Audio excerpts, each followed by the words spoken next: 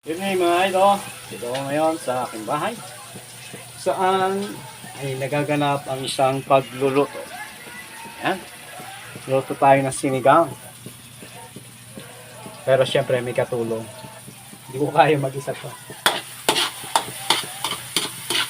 Tatanong tayo sa ating ginisa ko na sibuyas, kamatis, bawang.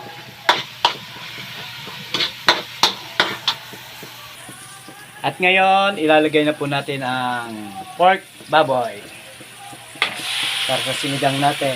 Yan. Sarap ang hapunan ngayon. Nakikita nyo ba? Yan.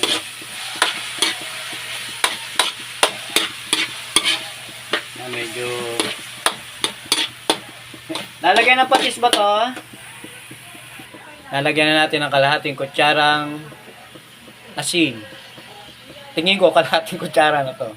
Pwede na siguro, ano? Sige. Lagay natin.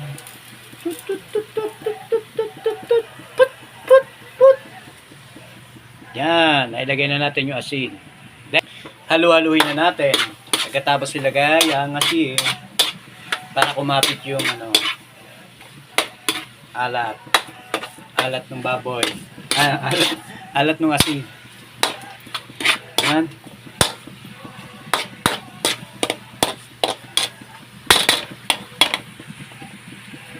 And then, lalagyan na natin ng isang basong tubig muna.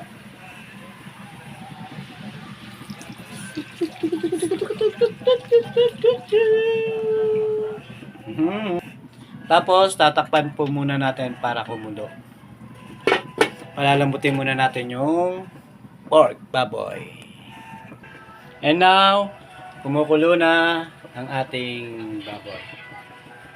Lalagay naman natin ang magic gabe, ang pinakamasarap sa sinigang.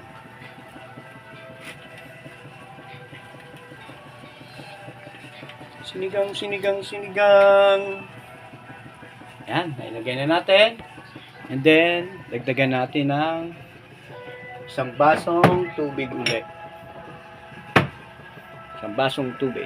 Ito na uli ang isang basong tubig. Ilalagay na po natin. Here we go. Yan. Tapos niyan, palalambutin na lang natin yung gabe. Tapos,